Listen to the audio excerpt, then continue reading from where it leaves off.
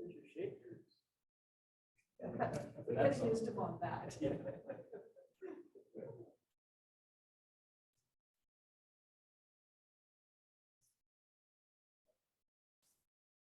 Well, good morning, everybody. A warm welcome to all of you.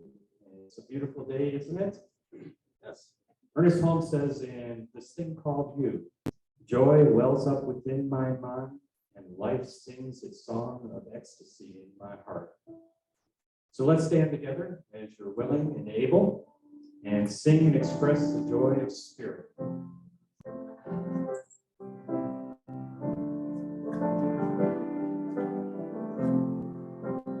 Pour yourself in me, pour yourself into my heart.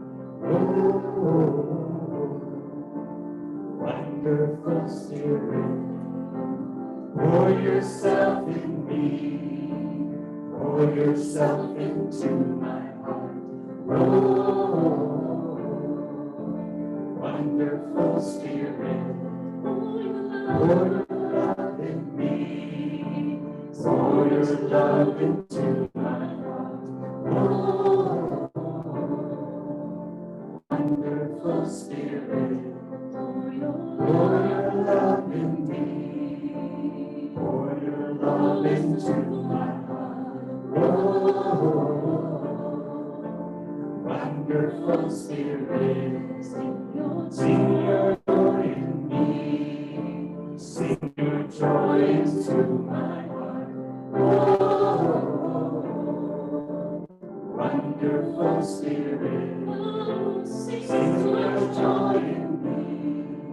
Sing your joy into my heart. Oh,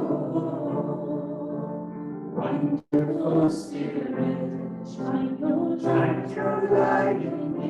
Shine your light into my heart. Wonderful Spirit, shine your light in me. Shine your light into my heart. Oh, wonderful Spirit. Oh, wonderful Spirit.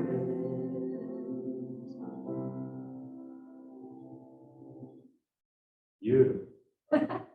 Yeah, you guys sound okay, this is a new song to most of us, so it's got lots of words, but we're gonna get it. So just do your best. We'll keep working on it. And I'm sure that we love it. It's in spirit too. So.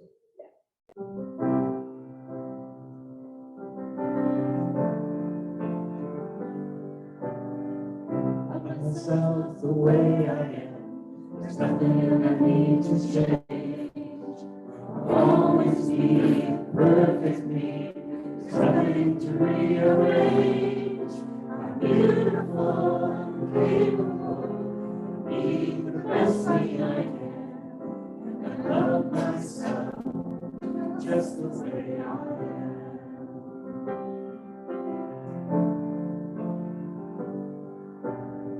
I love you the way you are. There's nothing you need to do. I feel the love inside myself. It's easy to love you. Behind your fears, your rage and tears, I see you're the shining star. And I love you just the way you are.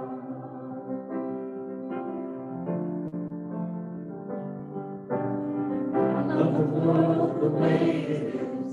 I can clearly see that all the things I judge are done by people just like me.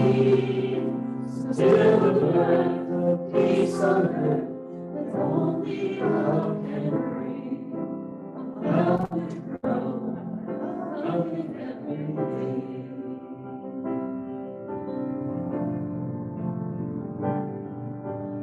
I love myself the way I am, still I want to grow. The change outside can only come deep inside. I know I'm beautiful and capable be the best me I can. I love myself just the way I am. I love myself just the way I am.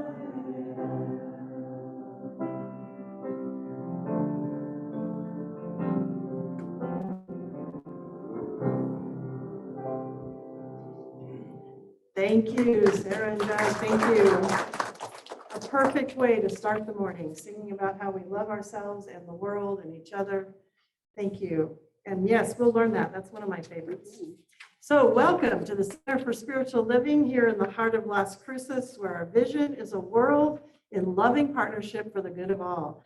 And wow, look at this, a full house today. It's been a while. Welcome, everybody. So good to see you. I'm Reverend Bonnie, the community spiritual leader here, and I want to invite anyone who is visiting for the first time. We have visitor packets with information and a gift certificate to the bookstore. Pick one up on your way out either door and help yourself to all the goodies that are in there. We also have our website and newsletter that has all of the different things that are going on.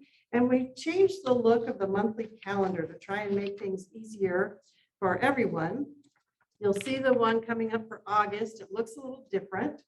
And what we've done is just each day of the week that we have things that are going on every Monday, every Tuesday. So everything is the same and it's in a column. And then anything that's out of the ordinary, like a special event or something, will be bolded and have the date next to it under which day it's on. So we're trying something different to make it easier. So we're not typing all this stuff in every month and having 3 or 4 different calendars. So hopefully that'll work. We still have all the other information on the back. So you can pick up August calendar already. It's on the table. And also I wanted to share with you, then you'll see on this that the New Thought Luncheon is this coming Thursday. It's the 4th Thursday of each month. So this month it's on the 28th from 11:30 to 1 here. And that's for all the New Thought centers. We're gathering here, but anyone's welcome and it's a potluck. So come and just have a nice social time together.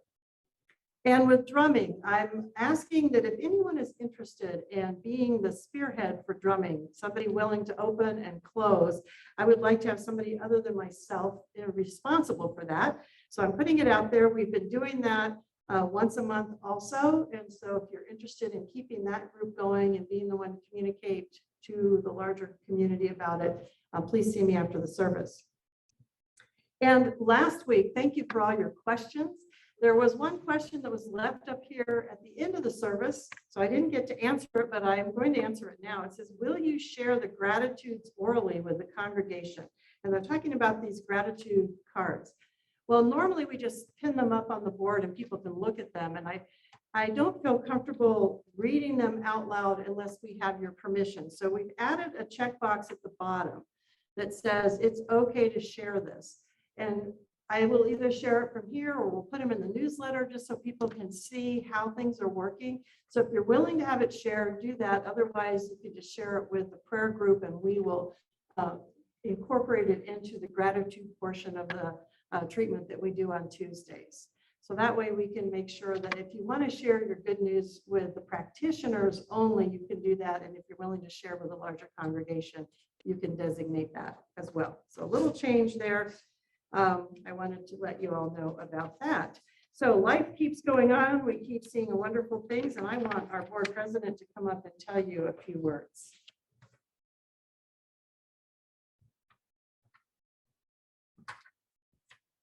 Hello, how's everybody? Hey, I'll pay you later. We had our board meeting last week. It went real well, and I just want to express a little gratitude for our newest members and everything that have come onto the board. We have a very dynamic, involved, intelligent, all of the above, all the superlatives. We've got a great group of people on your board of trustees right now, and there's some really exciting things in the works. I'm not going to get into them right now, but I will tell you that over the next few weeks, you're going to hear some things that are really kind of, I think, really overdue and welcome, and we're really looking forward to it. We have a couple of new committees, the building committee, which is Doug and Gretchen and et al. And it's not just the building, it's the building. So it's inside, outside, everything about it, design, look, and just an overall view of our space here and what we can do within our means to be able to make it more inviting, lovely, comfortable, all of that. And I'm really grateful for those of you. And anybody that wants to get involved in this, it's open. So just contact Doug or Gretchen and you do it. And one of the other exciting things that we're going to have a full deal on here and not too distant is another one called the Legacy Giving Program. I'm not going to go into details on it, but it's a way for those of you that care to that you can incorporate when you make your transition, that you have some extra funds that you'd love to donate to us. And we're going to set up a program for that, and there'll be a full presentation on this. I'm really excited about it. And I just redid my wills, so it was perfect timing. So lastly, we still are in need of a couple of things. I've been putting out some quotes. We really want to get some people in here that know how to clean and polish and put wax on floors other than ourselves. I'm looking for anybody that knows anybody that does that kind of work, that doesn't charge $5,000 to do it, which is kind of the quotes I've been getting. I used to run a polisher back in my 20s. I know how to do that, but I don't really want to do it. So anybody that has any information on that, please see me, send me a text, call me, leave me a note. And the Right and Perfect group is out there, and we're looking for somebody that can kind of do this on an ongoing basis. Every few months, come in and spruce the place up. Anybody that used to do it at a school or something like that, that would be great. Other than that, we are overall looking at a program or a statement on safety. That's all I'm going to call it at this point, and it's a process, but be aware that we're talking about it, thinking about it. We've implemented a few minor things here that don't impede on what we do, but things like we want to have somebody during the service that's out there that can answer the doors in case somebody comes. And in many cases, what we're doing is we're going to leave one or both of those doors locked during service if there's nobody out there, just so we can kind of make sure, you never know. Sometimes every now and then we'll get somebody walking in the door who's not necessarily here for the service, but just wants to get out of the heat, maybe a drink of water, which is okay. But we just need to be aware and just, it's a compromise, or not a compromise, but it's a balance of our beliefs and our humanity and everything else. So if anybody has any thoughts on that, feel free to talk to me or Reverend Bonnie, and we'll include that in the discussion, and there'll be more about this later. So thank you very much for all that you do. Thank you for all of those that do your tithe and offerings to us. We're doing okay. We're not getting rich, but we're doing okay. So thank you very much.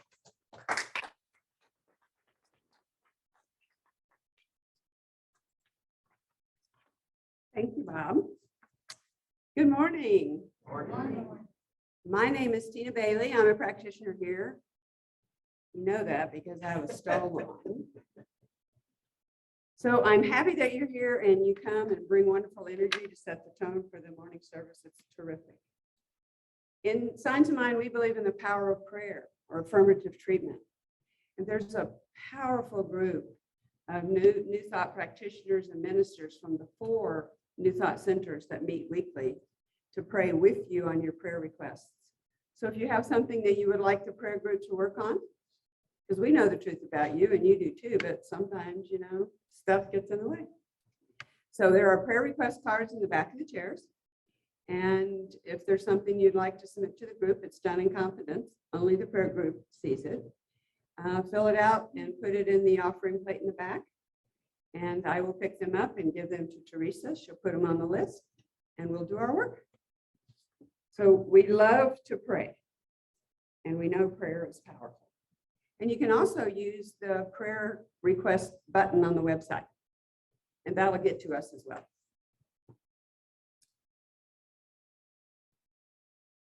And Bonnie's already mentioned it, but we really do appreciate having gratitude cards. And they're also in the back of your chairs. Because we know that Spirit works, and it's delightful when we know that you know the Spirit works and that you're acknowledging it. So please do that as well. And now it's time for song, silence, and prayer.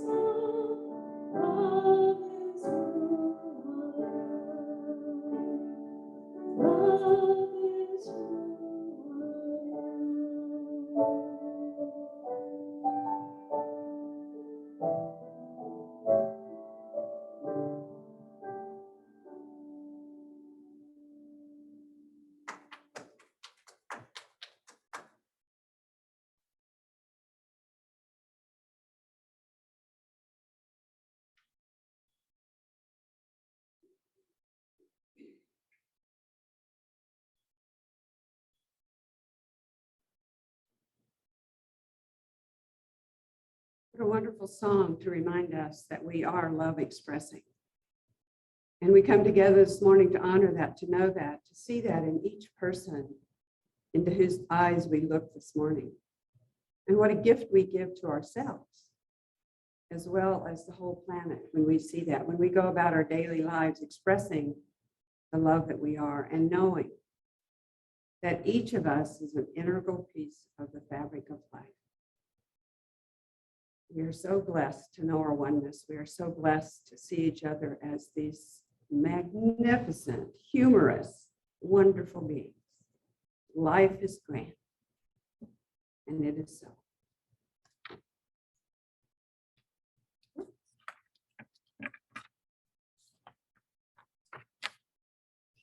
So the reading for today, thank you, Randy, is from, guess where? Ernest Holmes.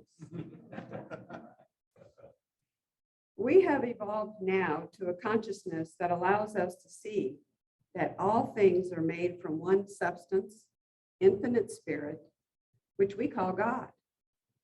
We must then realize that God and man are one. Always, and that man is given the privilege of expressing God according to his or her individual understanding.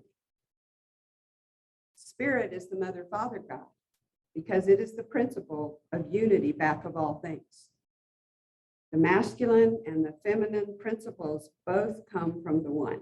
Spirit is all life, truth, love, being, cause and effect. It is the only power in the universe that knows itself, from the science of mind.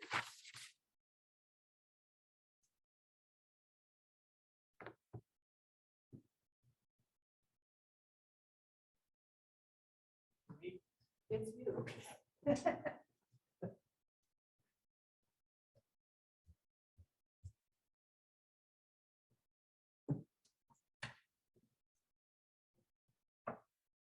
Good morning. That's a really nice new congregational song. Yesterday, I had the pleasure of doing music for a beautiful life celebration at the Unitarian Universalist Church here in town. And one of the hymns that they sang, I think it had at least 8 5-syllable words in it. And it just so afterwards, I was talking to the minister, and I said, "Wow, you Unitarians, you'd like to get your point across, don't you?" And she said, "Randy, that's not one of our favorite ones. I just want you to know." This one's a good one. This song is a very danceable, old spiritual song. So if you so moved, dance, go ahead.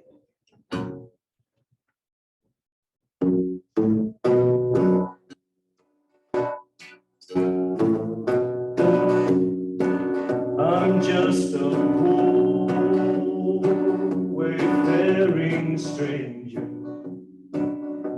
traveling through this world of woe. There is no sickness, no toil or danger in that bright land, oh, to which I go. And I'm going there to see my Father, all my loved ones who've gone on. You know I'm going over Jordan. Hey, I'm going home.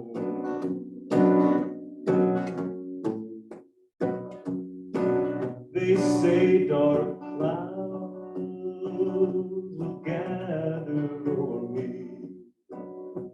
They say my way is rough and steep, but beauteous fields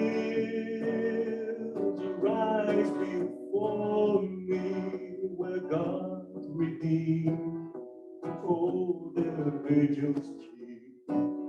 And I'm going there to see my mother. She said, "I'll meet you when you come home." No, I'm going over Jordan. You know I'm going home. We're all going over Jordan. We're all going, we're going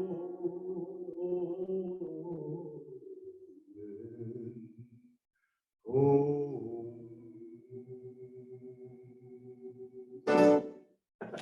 Thank you, Sarah. And thank you, Randy. So for those of you who don't know, this is Reverend Randy Granger. He is an ordained minister with the Universal Life Seminary, a motivational speaker, educator, workshop leader, professional musician, and licensed massage therapist. He's of Native American ancestry and lives right here in Las Cruces, New Mexico.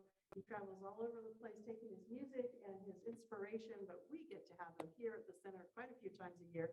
He also practices science of mind teaching, Zen meditation, and sound healing. So now officially welcome Reverend Randy Granger.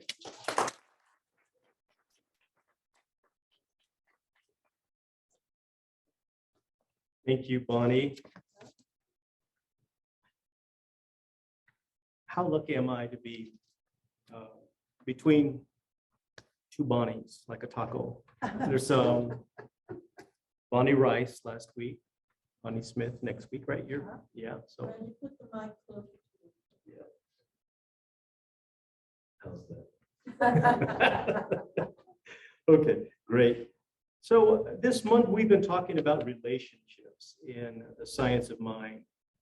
And relationship, like the reading that we had earlier and that beautiful song that we had earlier talks about our connection with each other. And there's really nothing more important, nothing more prescient, I kind of think, than our relationship with each other on this planet. So I'm going to start out by talking about this beautiful story from it's attributed to the Sioux River tribe. And it's a story that kind of illustrates how we're all connected and what happens when that becomes unraveled. This is called The Old Woman and the Cave. The old people of the tribes, they would all talk about this special cave where all the knowledge and all the wisdom and all the workings of the world could be found. Yet no one seemed to know exactly where it is. They would say, I think it's on the other side of that, past that, no one could remember where it actually was. But inside that cave lived this old woman, and she has been in that cave forever. She's just been there forever. No one seems to know exactly when she started or when it came to be. But she, all day, every day, she weaves at this beautiful garment, and she's been working on this garment for her entire life. And she loves that cave, the way that the shadows play and the light plays along the ceilings. And she's been weaving such a long time, and that she's making a fringe for the edge of this exquisitely beautiful cloak. She wants it to be really special, so she weaves it from porcupine quills. Now, in order to use porcupine quills, I don't know if any of you weave with them, but you have to get them and you kind of chew on the very ends of them so they get very, very fine. And she's done this so much that all of her teeth are basically just nubs and barely rise above her gums. Still, she keeps biting on those quills and keeps weaving. The only time she interrupts her weaving work is when she goes to the back of the cave. At the back of this cave is this great big cauldron, and over this cauldron, there's the fire. No one knows how old that fire is. Certainly, it's probably the oldest fire on the world. And so she goes back there and she has to get up and stir this big cauldron. The reason is because all the grains and seeds and roots of everything, every plant that's on earth, all of our medicines, all of our food is in that pot. So if she doesn't get back there and stir it, well, it's all going to scorch and we won't have any way to grow things. So this old woman, she divides her time between weaving the garment and sitting on it, stirring the cauldron. If you think about it, in a sense, she's responsible not only for weaving things together, but for stirring everything up. She kind of knows internally when it's time to go stir things up again. So she leaves the weaving on the floor of the cave and goes to stir, but because she's really old and tired and sore from all of her work, it takes her quite a while to get over there. Some of us can relate to that. But as the old woman shuffles across the floor and makes her way to the back of the cave, the black dog, what black dog? The black dog that's right there has been there all along, seemingly asleep. Well, it kind of opens its eyes as soon as she goes back, and it kind of lumbers over to that beautiful weaving that she's doing, and it picks up a loose thread with its teeth and begins pulling on it. As the black dog pulls on the loose thread, the beautiful garment begins to unravel, since each thread is being woven to one another. Pulling on one begins to unravel them all. And as the pot's being stirred, the elegant garment becomes a chaotic mess on the floor. So when the old woman comes back to her handiwork, she finds nothing but chaos. And where the garment had been beautiful and elegant and almost finished, well, it's now being undone completely and pulled apart. So the effort of her creation has been turned to just thread. And so the old woman sits there and she silently stares at it for a long moment. She ignores the black dog and she stares intently at the tangle, and she finally just begins to pull on one piece of thread, on a loose thread, then on another thread. And as she pulls from the chaotic mess, she begins to imagine the most beautiful garment ever to exist. As she weaves, these new visions and elegant designs appear before her, and her old, talented hands, knowledgeable, wise hands, begin to knowingly give them a vibrant shape. And soon she's forgotten that old cloak. She's weaving and she starts to work on something even more beautiful ever seen in the world. It's really a lesson to us all that even in chaos, a new pattern will appear if we're willing to see it. James Joyce, the great Irish writer, he had this word, and he would say, welcome to the chaosmos. Welcome to the chaos, like the cosmos, but chaosmos. It's a great way of doing it. Now, see, when the elders tell the young people of this story, they go, oh man, she should kill that black dog. You know, it's ruining everything.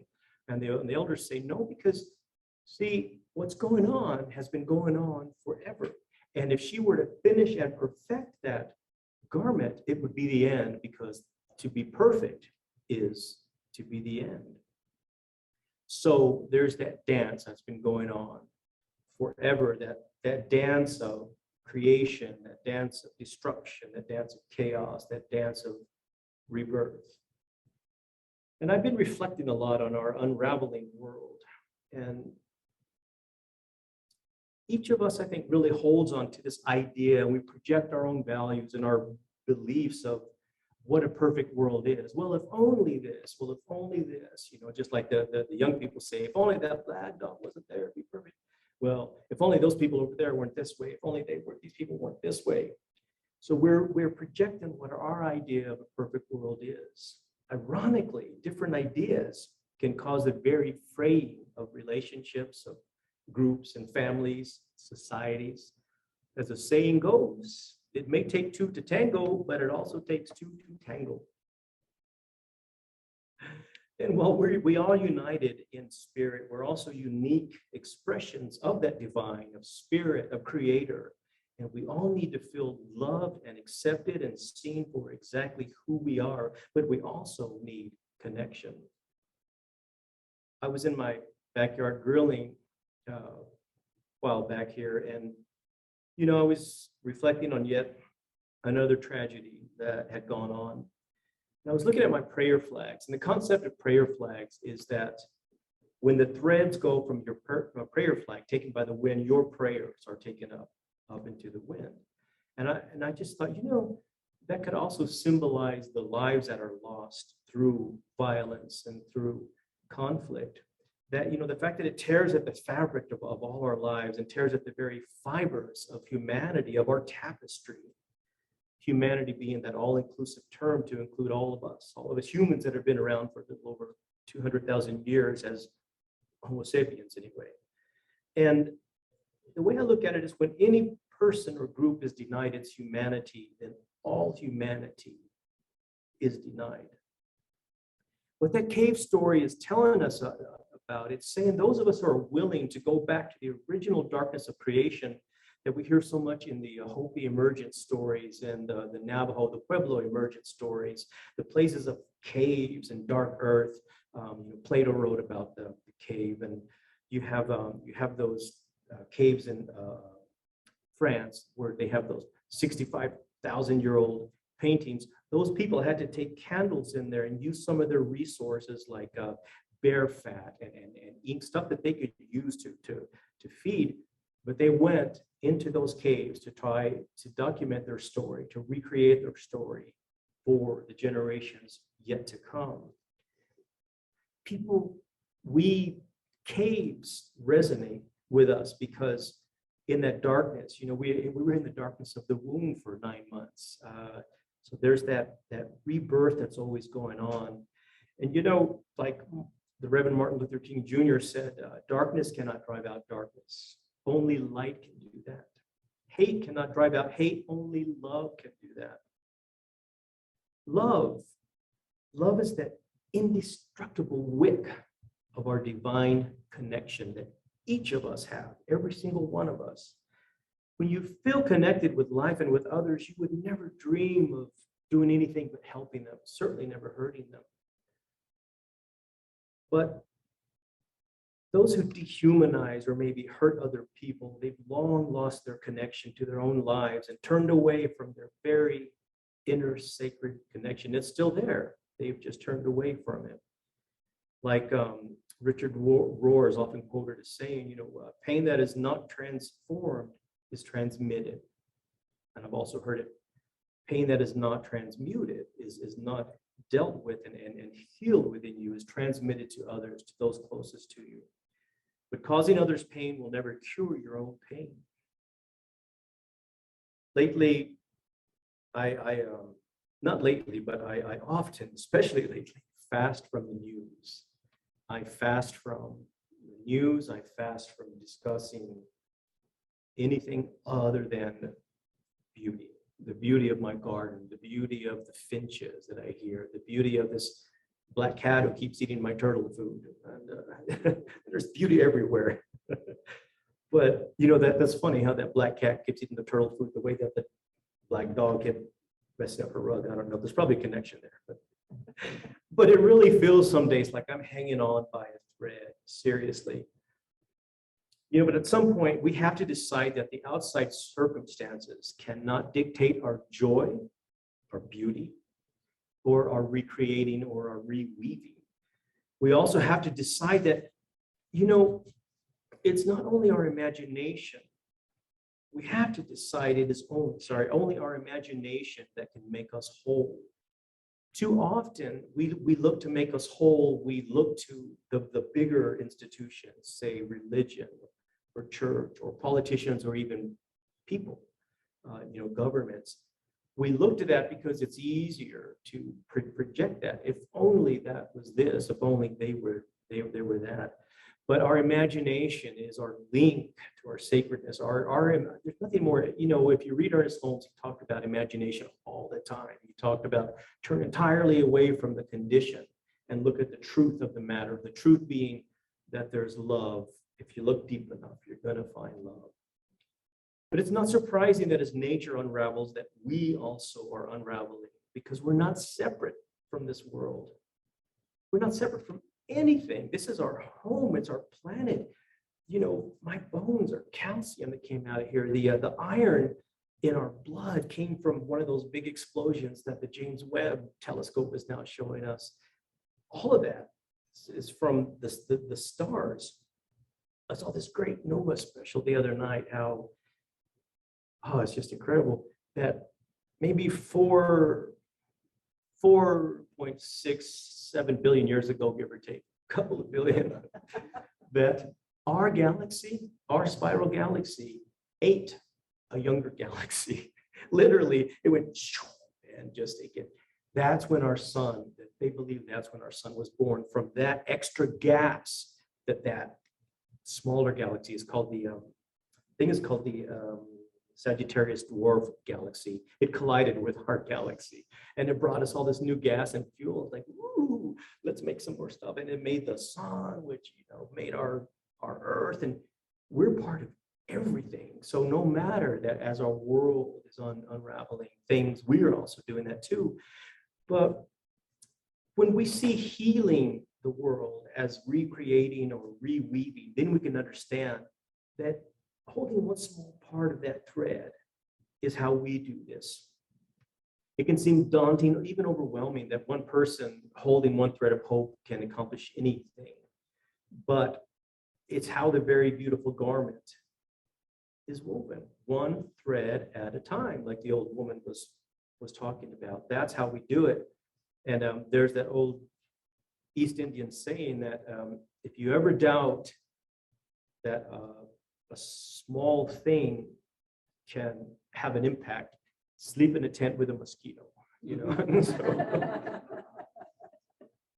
So I'm going to end with 4 ways that loving kindness or metta can help us to reweave. Do you all know about that? It's called the loving kindness meditation. It's the one that says, may I live in safety, may I be happy, may I be healthy, may I live with ease, and you add other people on to that. Then you add your enemies onto that too, which is the hard part.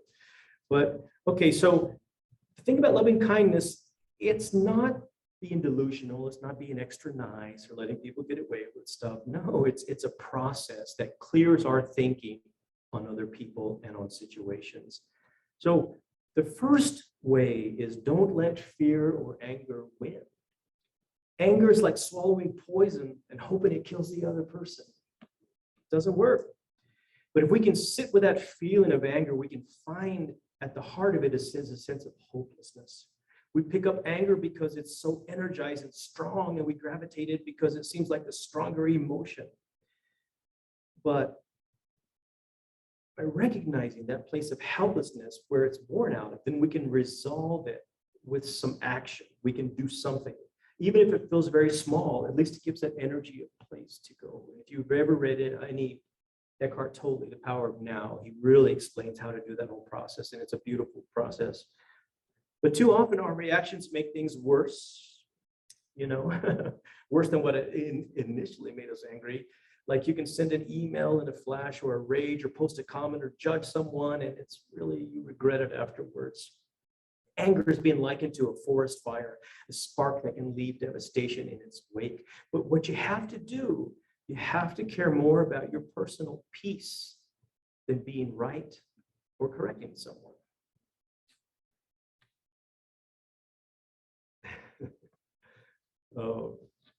So the first is don't let fear or anger win. The next one is practice kindness towards everyone. Now, to get to a place of genuine love and kindness, we have to find space to explore other people's humanity. When we stop and think that's a human being who wants to be happy just like me, we're open to a new perspective. Who knows what's going on in that person's life? Maybe all they really want is connection. And the only way they know how to get it is by upsetting or lashing out at people. Have you ever known people like that? I certainly have. Oh, I just love getting a stir out of people. I love getting a rise out of people. They feel connected. That's how they feel connected. Okay. That's just their way. So, but by living with an open heart, by knowing that everything is learning and growth, and holding on to our own dignity, our own sacredness, we can see it in other people. Because we have to learn how to be with one another, or we will all sink. Now, the third way is what it really means to love fully. Now, this is a tough one because we really don't understand love very much.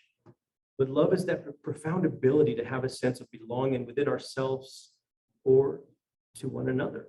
Love means breaking out of the us versus them mentality. It's accepting everybody's totality. I've played music for the near death and the dying in hospice for quite some time now. And I have felt that sacredness of connection and that silver thread. And I've also been with other people. I've been with loved ones as they have passed, just holding on to that unconditional love. I've been a caregiver to loved ones through some of the most challenging times with grace as my only witness, as the only witness.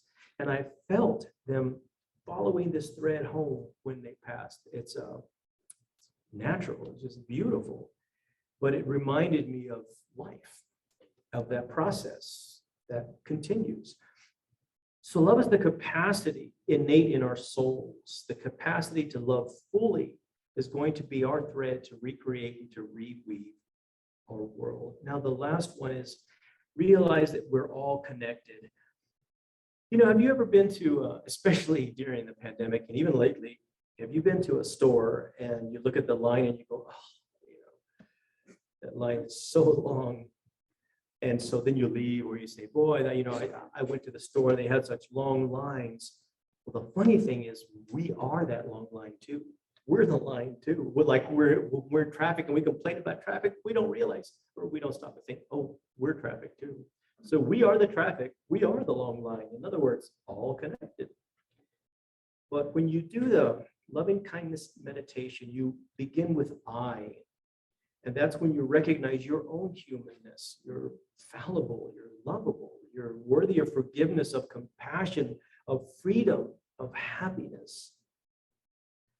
So this is how it goes. And you can do this standing in a line. You can do this if you're upset about anything or just to some meditation to wake up or to go to bed. It's just 4 lines. And you say, may I be happy. May I be healthy. May I be safe. May I live with ease. And then you move it. May you bring someone to your mind or that comes to your heart. May you be happy. May you be healthy. May you be safe. May you live with ease. And then may all beings be happy. May all beings be healthy. May all beings be safe. May all beings live with ease. And then you can turn that out anywhere you want to go. Like even if you're having a conflict with somebody, you can hold them in your heart and hold them in your mind. you're not excusing anything. You're not doing anything that's not love-based. Just say the words. Just by saying those words, it will clear your thinking on that person. I don't know if you, I've talked about this technique before from Hawaii called a ho'oponopono, and it's that it does the exact same process. I'm not going to bring it up because I don't want to confuse it with this one. But practice that loving kindness meditation to start to reweave, to start to see people in a different light other than them. See them as, well, they're a human too who wants to be happy. They're connected to a lot of other people. I'm connected to other people. We're all connected. We're all on a trip. Did you know that? We're traveling. I just love this because I love science, but so our sun, I was just curious about this the other day. Our sun travels, it orbits our Milky Way every 250,000 years. 250,000 years ago, there were still some dinosaurs around. So by the time we were over there, they were chomping on things. And then here we are. So we're traveling, and what I love about the Webb telescope is how expansive that it is to put us that perspective. I just love it. But practice that meditation. You can change the words to be any way that you want them to be. And I'm going to end with this beautiful passage from the Rig Veda. It's like the Sanskrit hymnal. It's just this giant thing of all these Hindu songs. I think they were Hindu. But this is just beautiful, and it's very much in harmony with a lot of Native American writing too. It says, "We join with the earth and with each other to bring new life to the land, to restore the waters, to refresh the air. We join with the earth and with each other, to renew the forests, to care for the plants, to protect the creatures.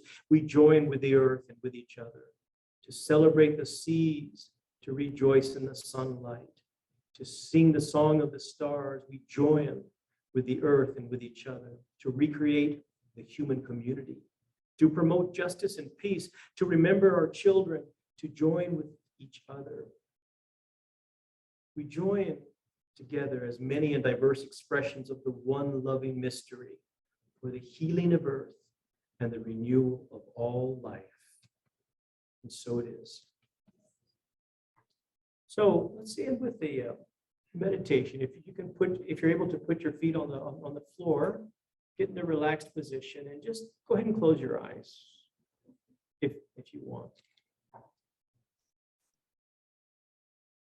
Just tune into something that, like for instance, the sound of the air conditioner, if you can hear it. Just listen to that.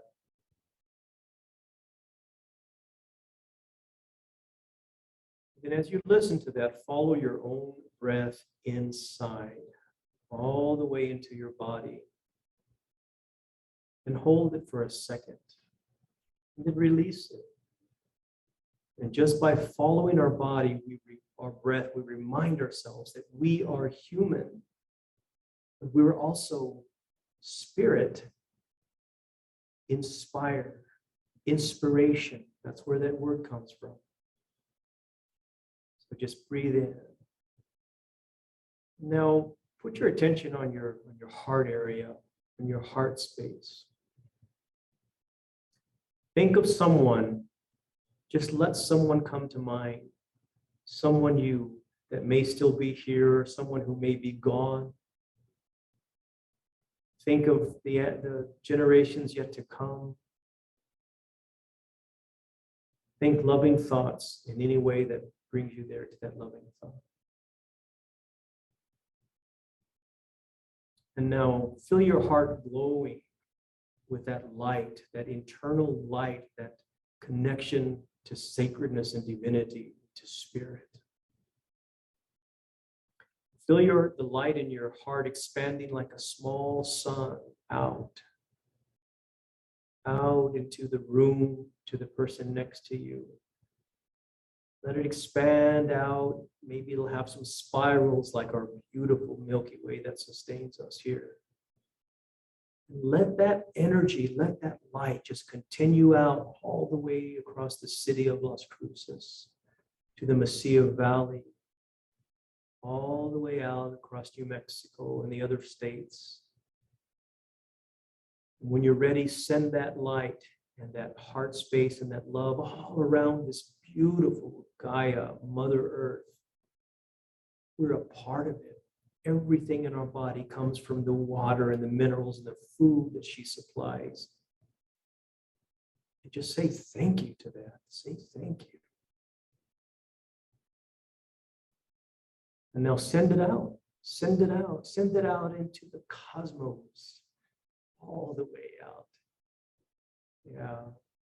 We are stardust indeed. Beautiful, glowing, bright, diamond stardust. And just hold that space. And I'll end with an Ojibwe prayer. Grandfather, look at our brokenness. We know that in all creation, only the human family has strayed from the sacred way. We know that we are the ones who are divided, and we are the ones who must come back together to walk in the sacred way, the red road. Grandfather, grandmother, sacred one, teach us love, compassion, and honor, that we may heal the earth and heal each other. A hope.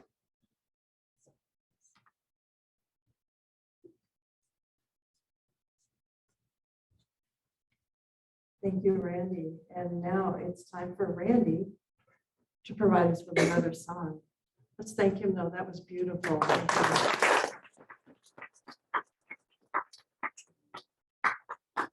It's a beautiful song by a British songwriter called Hugh Moffat. It's called Light a Candle.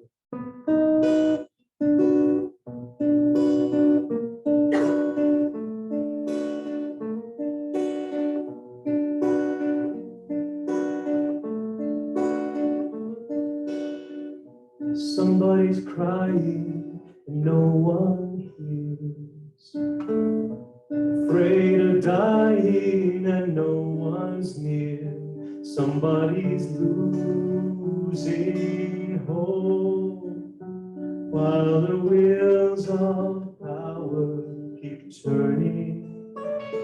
Light a candle in the darkness, shine a light where evil hides. Be a voice for those in silence. Speak the truth, keep hope alive. Light a candle.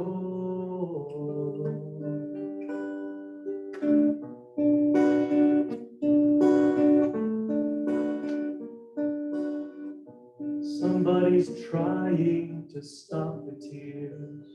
They're not giving in to threats and fears.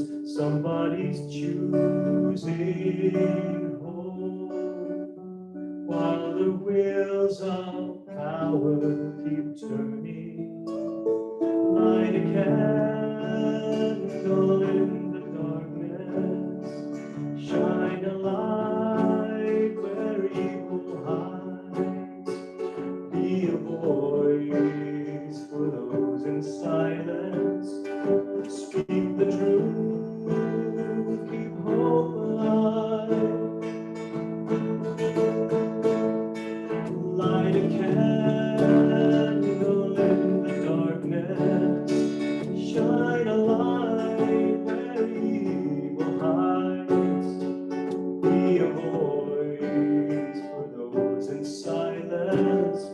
Speak the truth, keep hope alive. Light a candle, be a candle.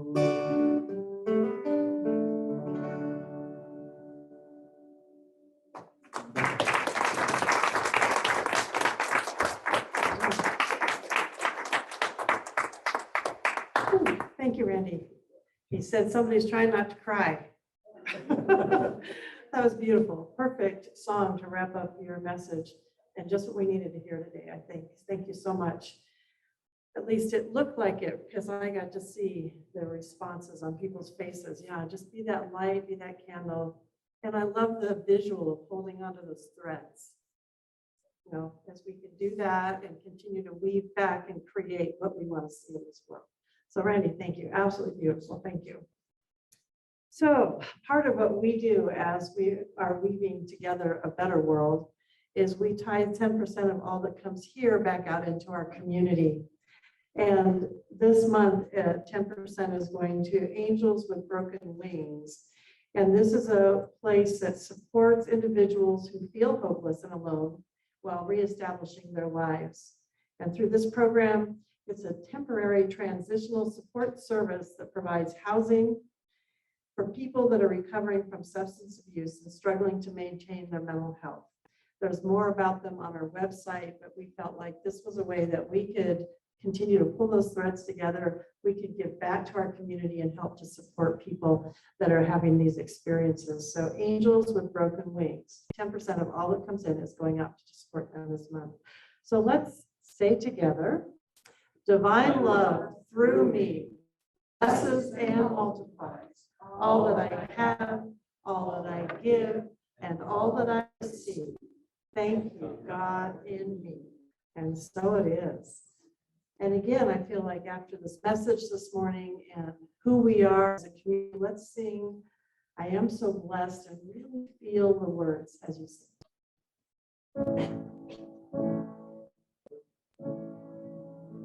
I am so blessed. I am so blessed. I am so grateful for all that I have. I am so blessed. I am so blessed. I am so grateful. I am so blessed. I am so blessed. I am so blessed. I am so grateful for all that I have. I am so blessed. I am so blessed. I am so grateful. I am so blessed. I am so grateful. I am so blessed.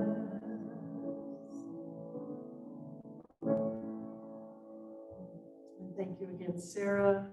I do believe we are so very blessed. It's so good to see everyone. And again, thank you, Randy, for sharing with us this morning and for bringing your friends to share and listen to you as well. So now, as you are able, we can surround the room again. We don't have to hold hands to do it. Just make a nice big circle with space between everyone. But enjoy looking into the eyes of those around the room, seeing those that we are connected with. As Randy said, we're all made of that good stuff. Nice big circle all the way around the room to sing the peace song.